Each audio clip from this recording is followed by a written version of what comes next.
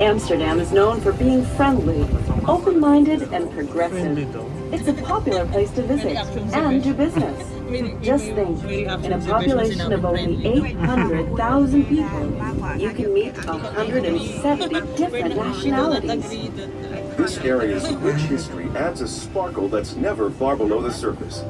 During the 17th century, Amsterdam shone especially bright, like gold. This golden age was an extraordinary time. Politics, art, and business all reached new levels of sophistication. Dutch shipbuilders revolutionized sailing.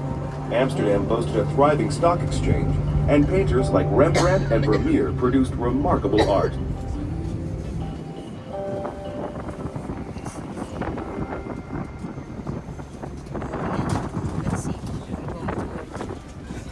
There are no straight lines in Amsterdam's city center, but instead concentric canals lined and crisscrossed by streets some centuries old.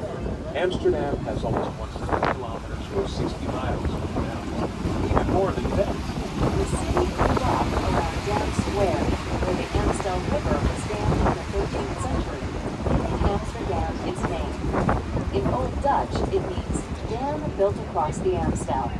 Over time, land was reclaimed from the sea, ramparts were raised, and canals were dug as part of the defense of the city.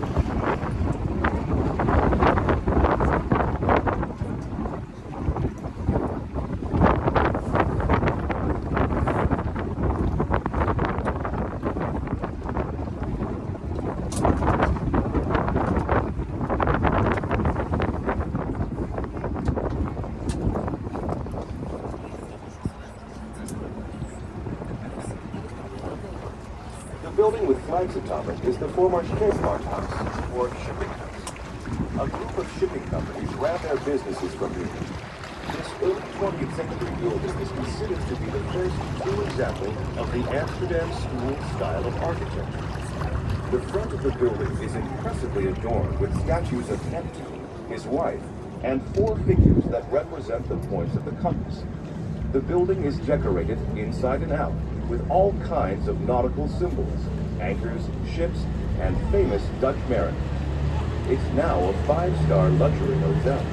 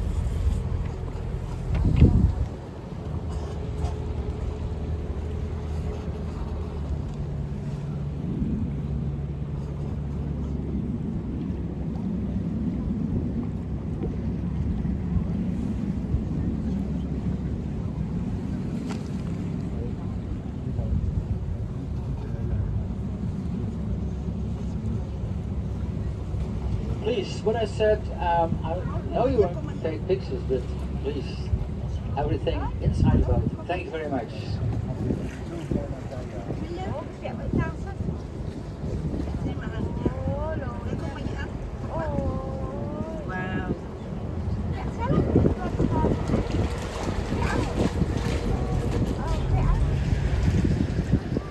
Have a look at the sailing boat on the left-hand side, a typical Dutch sailing barge, very shallow, only 90 centimeters, and the tables on the side are something like a keel. Leeboards, a good example of Dutch leeboard. Has everything to do with the shallow waters here in the Netherlands.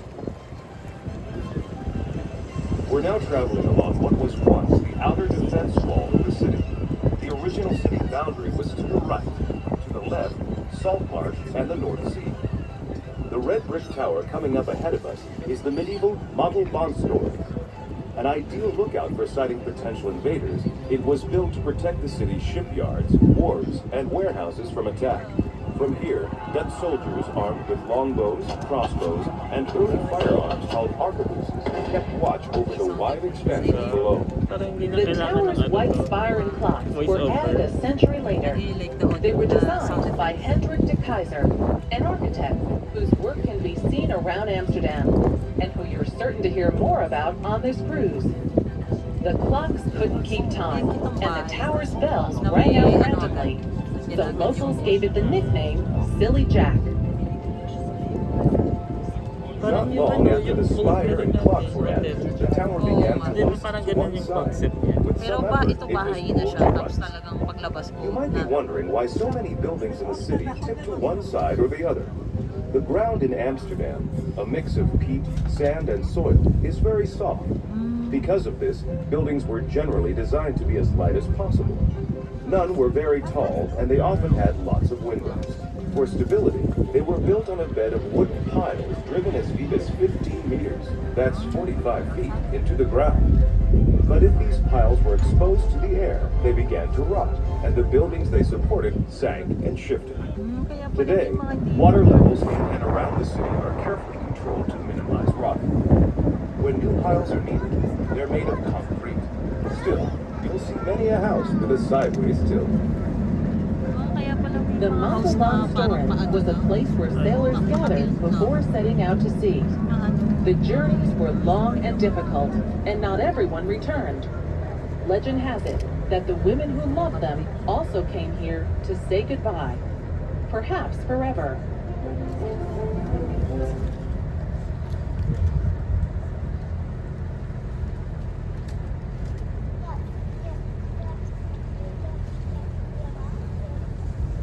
Saan ba nakaupo yung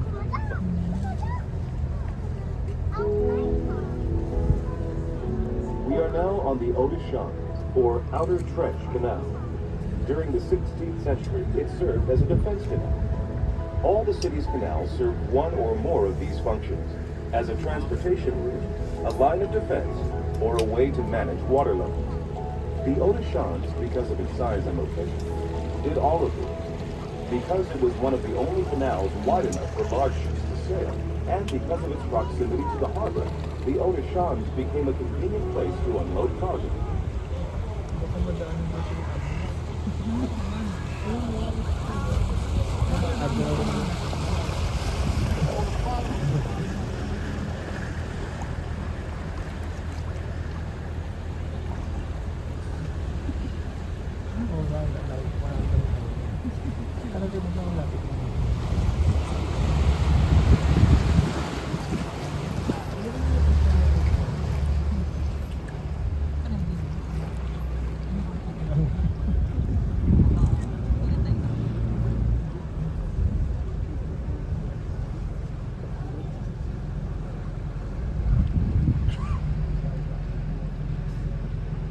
So in front of us we see a leaning back a black house, tiny little house, the master's house.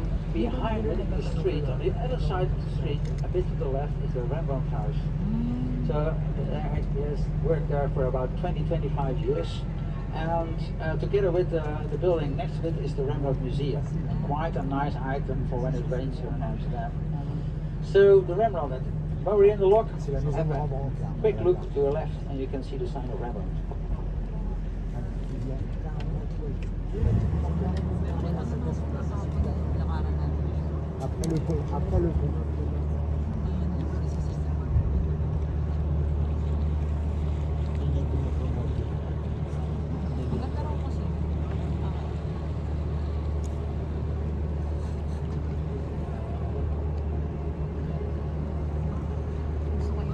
We're about to pass through one of the city's old locks.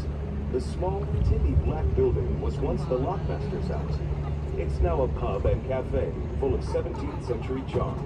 Stone floors, wooden benches, and exposed ceiling beams. Its outdoor patio is a great place for watching boats on the canal.